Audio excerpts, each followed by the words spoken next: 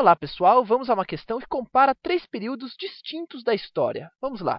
Esses três momentos importantes da história europeia, revoluções de 30 a 48, Primeira Guerra Mundial de 14 a 18 e movimentos fascista e nazista da década de 20 e 30. Nota-se a presença de uma força ideológica comum, ou seja, há uma ideia que é comum a todos esses acontecimentos. Qual seria, pessoal? É fácil de chegar a ela através de eliminações, porque, por exemplo, as revoluções de 30 a 48, de forma alguma, poderiam ser conservadoras, afinal, eram revoluções, queriam mudar a ordem vigente. E também, dificilmente, uma revolução feita pelo povo vai ser imperialista, vai querer dominar outros países na base da própria revolução, dominar para explorar estes outros países.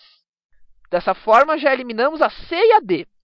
A E também é bem fácil de eliminar, porque socialista, o nazismo, de forma alguma, né, pessoal? O nazismo combate o socialismo. Portanto, incorreta a E também. E já A fala de totalitarismo.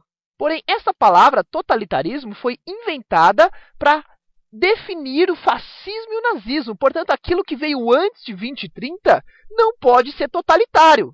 Portanto, a A está incorreta e a única resposta plausível é a alternativa B. Mas vamos ver como o nacionalismo se expressa nesses três movimentos, porque ele o faz de formas muito distintas, muito diferentes. Vamos lá. Primeiro, as revoluções de 30 a 48. Estas revoluções indicam movimentos populares europeus que envolveram grandes frações do povo e da classe de comerciantes profissionais liberais. As revoltas de 30, especificamente, foram revoltas liberais e constitucionais, ou seja, defendiam um Estado não absolutista, ou seja, sem aquele rei superpoderoso, e com uma constituição, com um corpo de leis para guiar este Estado. A França esteve no centro da Revolução de 30. Vemos aqui, neste quadro, como o povo foi representado lutando. É o povo que fazia a revolução. E, na França, os liberais vencem, tanto que a dinastia é trocada, muda-se o rei. E, inclusive, muda-se o nome do rei. Deixa de ser rei da França e passa a ser rei dos franceses. Perceba que isso é uma grande mudança, de um país para um povo. Então, isso indica muito a ideia de um movimento pela nação. E o que é a nação? A nação é o povo. A nação é o Estado, o povo é o Estado. Esta é a grande revolução de 1830. E ela também é presente em outros países, para ações separatistas, como na Bélgica, que tenta se tornar independente dos Países Baixos. Veja nessa figura a bandeira belga, aqui em cima.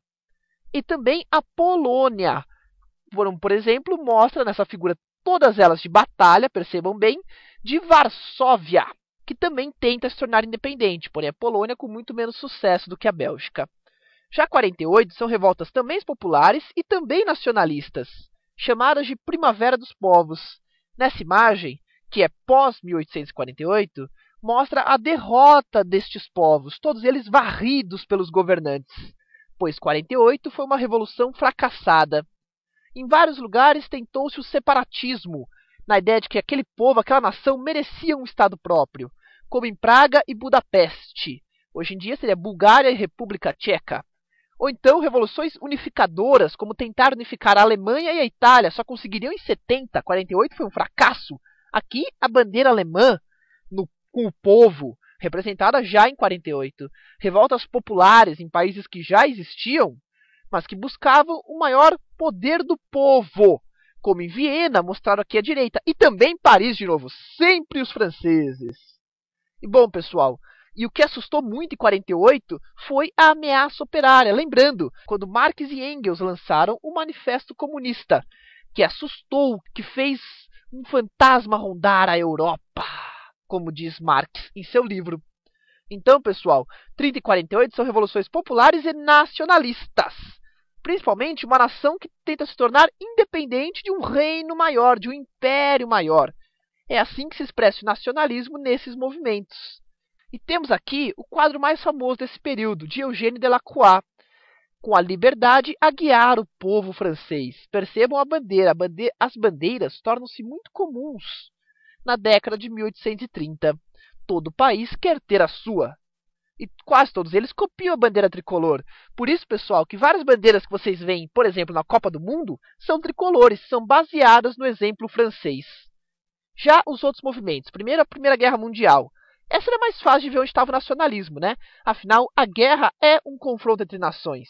E ela é causada, uma das causas, né, dessa Primeira Guerra, são os movimentos nacionalistas, como o pan-servismo, né, a Grande Sérvia, o pan-eslavismo, a Grande Rússia, as unificações de 1870. E aqui temos a foto do assassino do arquiduque austro-húngaro Francisco Ferdinando, do sérvio que o assassinou e que foi o estopim para a Primeira Guerra. O nacionalismo está claramente na causa dela, pois a Belle Époque, né, o período anterior à Primeira Guerra, é marcado pela ascensão do nacionalismo que se transforma no imperialismo. São as nações invadindo outras para aumentar a sua economia, para se tornar mais fortes. Bom, pessoal, e quando acaba a Primeira Guerra, o Wilson venceu. Wilson era presidente dos Estados Unidos e ele define que cada povo merece ter um Estado. Daí que surgem muitas e muitas nações. Qualquer bairrozinho se achava independente. Isso causou ainda mais problemas. Bom, já o movimento nazista e fascista é fruto do enfraquecimento dos estados perdedores da Primeira Guerra, principalmente a Alemanha de Hitler, e busca valorizar a nação justamente porque ela está fraca. Então, é preciso torná-la forte, tornar a nação muito forte. E para isso cria um discurso da nação acima dos indivíduos. Percebam nesta imagem de um comício nazista. Os soldados não têm rosto. São indivíduos a olhar para o grande chefe aqui localizado. Então, a nação está subordinada à Alemanha, está subordinada ao partido nazista, que é maior que qualquer um. São apenas soldados de uma nação. Daí que você possa, sim, tomar a vida das pessoas pela nação. É uma honra se sacrificar pela Alemanha. E não só isso, como a Alemanha é tomada como uma raça ariana, uma raça superior a todas as outras. E quem não for dessa raça, morre. É este o fim trágico do nacionalismo alemão, que é antissocialista e antiliberal.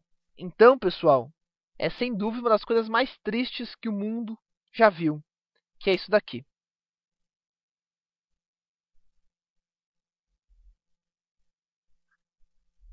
Bom, então fica muito mais fácil assim responder a questão.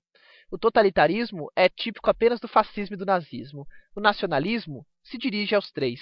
O imperialismo, principalmente ao fascismo e ao nazismo, é a Primeira Guerra Mundial, e não a Revolução de 30 e 48. Já o conservadorismo é um pouco mais complicado, mas ao lembrar que a Revolução de 30 e 48 de forma alguma era conservadora, já podemos eliminar, mas é possível discutir se o nazismo era conservador ou não.